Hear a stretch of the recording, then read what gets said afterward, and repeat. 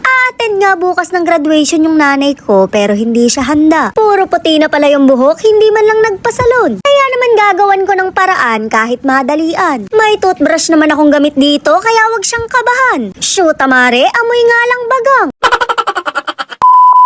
Naabutan ko nga yung nanay ko na hindi mapakali. Namimili ng isusuot dahil a-attend bukas sa graduation. Hindi siya nakapaghanda dahil hindi siya makapaniwala. Biruin mo mare, pumasa pala yung kapatid ko kahit puro konsumisyon. Pasabog naman sa outfit yung nanay ko, hindi naman siya yung gagraduate. First time niya kasing mararanasan to, kaya masyadong ginagalingan. Kaso mare, puro puti na pala yung buhok niya. Syempre bilang mabuting anak, gagawa natin ang paraan yan. Papayag ba naman ako na hindi siya magsasarap-sarapan? Ring at papunta na kami ng tindahan para bumili ng kailangan. Abay, umulan lang naman dito mare, pero binaha na kami agad. Pero okay lang yan para sa ikagaganda ng nanay ko. Wala mang honor tong kapatid ko, magkakaroon naman siya ng alipunga.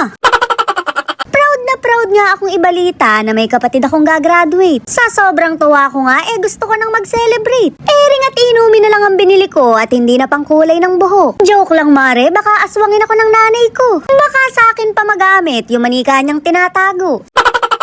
Napakalamig ng panahon mare, kaya masarap mag-inom. Wala nga lang akong kainuman pero ayos lang yun. Minsan kailangan mo ring mapag-isa lalo't may pambili ka ng pang-inom. Tsaka ka na lang ulit mamburaot kapag wala ka ng pang-ambag. Ayun nga yung kapatid kong kutuhin, nagagraduate bukas. Napakaswerte nga ng mga kuto niya dahil kasabay niyang makakatapos bukas. Rin namang nanay ko, hindi pa rin tapos sa pamimili ng isusuot. Bet yatang mag-crop top para gulatin silang lahat. Kukulayan ko na nga si nanay kaya kinuha ko na yung mga gagamitin ko. Lumang toothbrush lang mare, sapat na. Noon pa man gawain na namin yan pero hindi ko ikakahiya. Baka magulat kayo na kapag nawawala yung suklay namin, tinidor ang gamit namin. Marami pang kakaibang gawain yung pamilya ko pero hanggang dun na lang muna. Hinalo ko na nga yung black shampoo na merong conditioner. Napakainam nito mare dahil gamit din to ni tatay. Maski nga yung kilay nun, nilalagyan din. Magugulat ka na lang talaga dahil akala mo may higad sa noo. Itim na itim kasi yung kilay pagkatapos magkulay. Nagulat nga yung nanay ko dahil akala'y isasako ko siya. Pero gagamitin ko lang to para hindi makulayan yung damit niya. Mahirap maglaban ng may mansya kaya pumayag na lang siya. O diba, kabod na lang naging basura. Huwag kang lalabas na ganyan at makakabod ka na lang tangayin ng truck.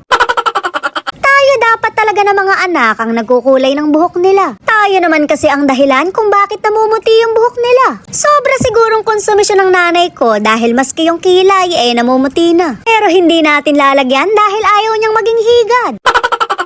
Isip-isip siguro ng nanay ko kung bakit siya pumayag. Gustuhin man niyang umatras, wala na siyang magawa. Mabuti na lang talaga at binalot ko siya sa supot. Kung hindi kasi yan, kanina pa ako sinaktan yan. Shoot amare, amoy palang bagang. Akala ko'y matapang lang yung pangkulay pero toothbrush ko pala yun. Kaya nga matingkad yung kulay dahil sa mga cavity ko. Huwag na siyang magsilan dahil maganda naman yung kalalabasan. Siya na ulit mare si Bulma kapag nabanlawan na yan. Nagpapatuyo na nga ng buhok si nanay sa tapat ng electric fan. Maski yung blower namin, DIY din. Ready na siya bukas para magsarap-sarapan.